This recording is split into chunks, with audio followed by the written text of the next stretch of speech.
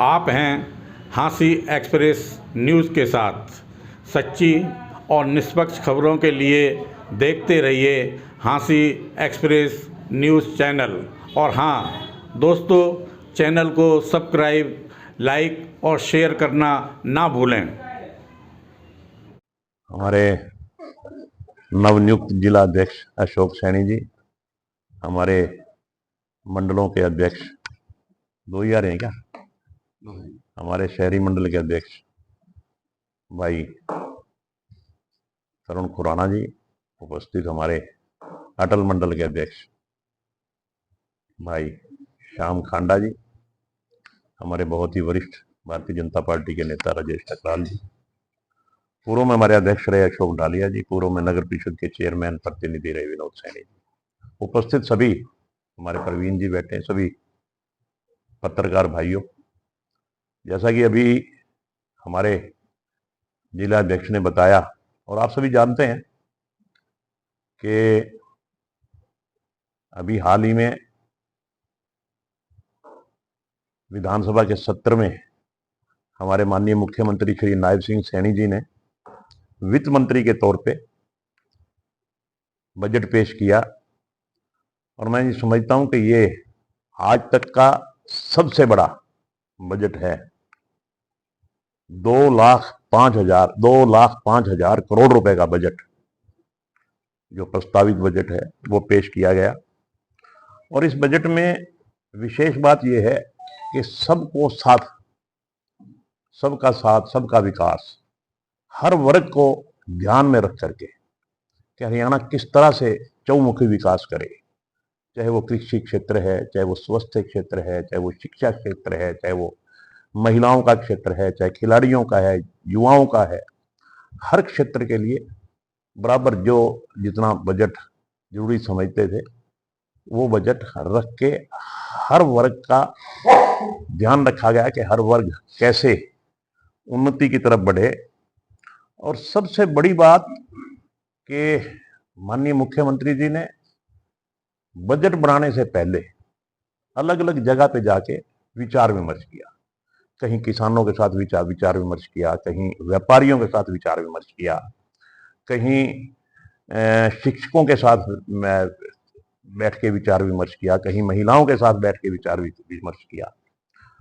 लगभग 1100 लोगों के विचार आए और उन विचारों को बजट में समाहित करके एक अच्छा बजट देने का प्रयास हमारे माननीय मुख्यमंत्री जी ने वित्त मंत्री के रूप में किया, जिसके मैं मेन पहलू आपको बताना चाहूंगा। हमारी सरकार ने जो संकल्प लिए थे चुनाव के समय, लगभग 19 संकल्प तो हमने इस बजट से पहले पूरे कर दिए। 90 संकल्प इस बजट में हमने प्रावधान किया है माननीय मुख्यमंत्री जी ने, जो भी हमारे 90 संकल्प हैं उनको इसमें पूरा कर दिया जाएगा। और विशेष बात, जो पहले प्रति व्यक्ति आय औसतन मैं समझता हूं 1,47,352 रुपए थी, जो बढ़ के प्रति व्यक्ति आए 3,53,182 रुपए।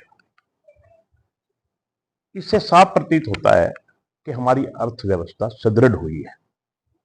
आज अगर मैं किसान की बात करता हूं तो आज किसान के लिए बहुत फैसिलिटीज, किसान के नाम पे राजनीति तो सभी दलों ने की, मगर अगर किसी ने किसान का भला करने का प्रयास किया तो मैं समझता हूं भारतीय जनता पार्टी की सरकार ने किया।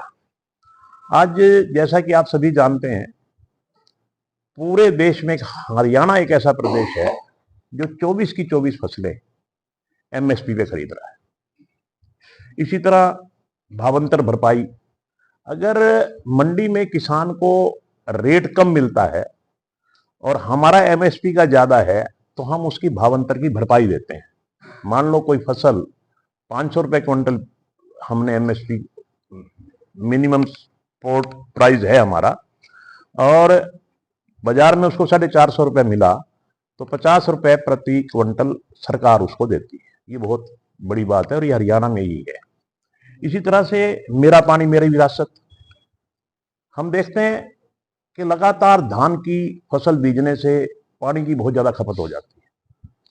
हम भविष्य की चिंता करते हैं कि भविष्य में भी पानी चाहिए हमें, इसलिए हमारी सरकार ने ये छूट की थी पहले मनोहर लाल जी की सरकार ने कि अगर कोई धान की जगह कोई वैकल्पिक फसल बीजेगा तो उसको 7,000 रुपये प्रति एकड़ सरकार देगी, ताकि पानी की बचत की जा सके।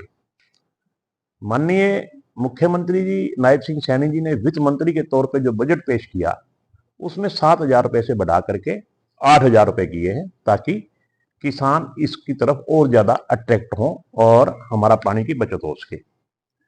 इसी तरह पराली की, जो पराली का इंतजाम खुद करता है किसान, पहले हमारी सरकार 1,000 रुपये, ये भी हमारी सरकार ने किया था, मनोहर लाल जी की सरकार ने किया था। अब नायब सिंह सैनी जी की सरकार ने 1,000 रुपये से बढ़ा के 1,200 रुपये कर दिए, इस बजट में प्रावधान किया गया है। इसी तरह प्राकृतिक खेती, पहले 25,000 तक का लक्ष्य था, 25,000 एकड़ तक हम प्राकृतिक खेती करवाएंगे, अब उसका लक्ष्य 1 लाख एकड़ तक कर दिया। प्राकृतिक खेती के लिए हमें एक देसी गाय जरूर रखनी होती है, और वो देसी गाय की हम पहले 25,000 रुपया सब्सिडी देते थे, अब उस 25,000 को बढ़ा के 30,000 रुपये कर दिया।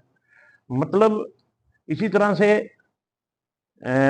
देसी सांड में वीर्य की स्पेसिफिकेशन के किसान चाहे बछड़ा ले चाहे वो बछड़ी ले, इस किस्म की एक लाइव तैयार की गई है कि वो उसका वीर्य की छंटनी करके अलग अलग, चाहे कोई किसान बछड़ा लेना चाहेगा तो उसको बछड़ा मिलेगा, जो बछड़ी लेना चाहेगा तो उसको बछड़ी मिलेगी। तो इस प्रकार की एक प्रयोगशाला हिसार में तैयार की गई है, जिसे सेक्स सॉर्टेड सीमन, इसको बोलते सेक्स सॉर्टेड सीमन तैयार किया जाएगा।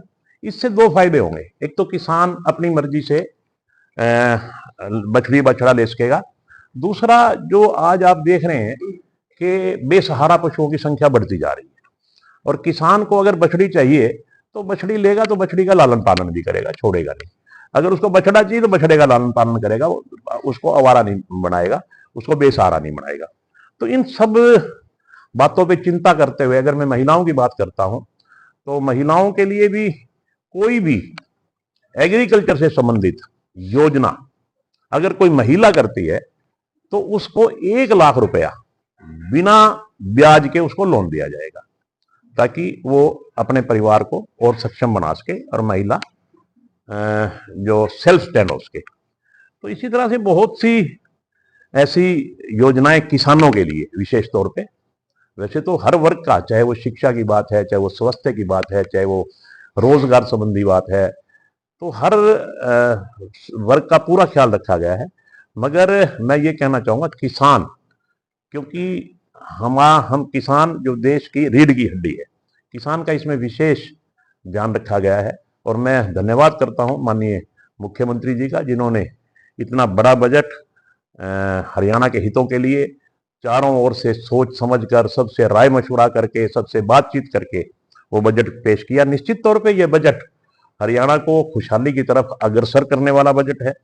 अगर मैं शिक्षा की बात करता हूँ, आज जैसे कि हम हाँसी की बात कर लें, हमारे एक स्कूल है गवर्नमेंट मॉडल संस्कृति स्कूल, ये हमारे यहाँ है, और इसकी चारों ओर से ये आवाज आ रही है कि बहुत अच्छा स्कूल है, बहुत अच्छा स्टाफ है, बहुत अच्छी पढ़ाई है।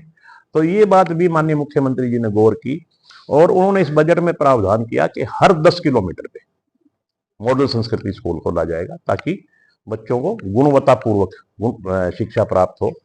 इसी तरह से स्कूल में कई जगह हम देखें बिल्डिंग कम है, जैसे हमारे हाँसी की बात कर लें तो हमारे भी 2 पारियों में स्कूल चल रहे हैं, सुबह शाम। इसकी तरफ भी माननीय मुख्यमंत्री जी ने ध्यान दिया है और उन्होंने अनाउंस किया है कि ऐसी जो भी डबल शिफ्ट में स्कूल चल रहे हैं उनको एक सिंगल शिफ्ट में किया जाएगा, और वहाँ बिल्डिंग की जरूरत है तो सारी बिल्डिंग प्रायोरिटी पे बनाई जाएगी। इसी तरह अगर मैं मेडिकल की बात करता हूँ तो हर जिले में मेडिकल कॉलेज, आज लगभग 15 जिलों में मेडिकल कॉलेज बन चुके हैं या बन रहे हैं। निश्चित तौर पे और भी सरकार की योजना है, जो बाकी जिले बचे हैं उनमें भी मेडिकल कॉलेज खोले जाएंगे। इसी तरह से अगर हम प्रदेश की जीडीपी की बात करते हैं तो ट्रिलियन अमेरिकी डॉलर तक पहुंचाने और हरियाणा के 50 लाख नए रोजगार उत्पन्न करने के लिए मिशन हरियाणा 2047 शुरू किया जा चुका है। मतलब हरियाणा में नए से नए रोजगार के अवसर प्राप्त हों और हरियाणा और गति से प्रगति करे, इसके लिए इस बजट में रोजगार की भी व्यवस्था की गई है कि ज्यादा से ज्यादा रोजगार हमारे नौजवानों को मिले।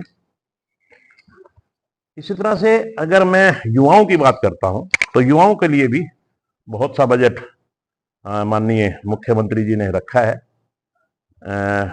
लाडो लक्ष्मी योजना, जिसमें चुनाव के समय में हमने एक संकल्प लिया था कि हर महिला को हम 2100 रुपए देंगे। उस योजना को सिरे चढ़ाने के लिए इस बजट में 5000 करोड़ रुपए की व्यवस्था की गई है। यहां मैं ये बात कहना चाहूंगा कि पड़ोस की सरकारें अगर आप देखें, अगर हिमाचल की सरकार देखें, आप कर्नाटका की सरकार देखें, ऐसी सरकारें हैं जिन्होंने वायदे तो किए थे मगर उन्होंने आज तक किसी ने अमली जामा पहनाने का काम नहीं किया। हरियाणा ने इसको अमली जामा पहनाने का काम किया और 5000 करोड़ रुपए का बजट लाडो लक्ष्मी योजना के लिए इस बजट में व्यवस्था की गई है। प्रदेश में बागवानी को प्रोत्साहन देने के लिए जापान सरकार की सहायता से 2736 करोड़ रुपए की लागत से सतत बागवानी प्रोजेक्ट चालू किया जाएगा, ऐसा माननीय मुख्यमंत्री जी ने बजट में प्रावधान किया है। हिसार में अमरूद और सरसा में किन्नू प्रसंस्करण प्लांट, मतलब किसान बागवानी की तरफ बढ़े। हिसार में अमरूद का, जैसे कि आज हिसार के अमरूद की बड़ी चर्चा होती है, तो हिसार में अमरूद और सरसा में किन्नू प्रसंस्करण प्लांट स्थापित करने का भी निर्णय लिया गया है। सरसा और भिवानी में एकीकृत एक्वा पार्क उत्कृष्टता केंद्र स्थापित किए जाएंगे।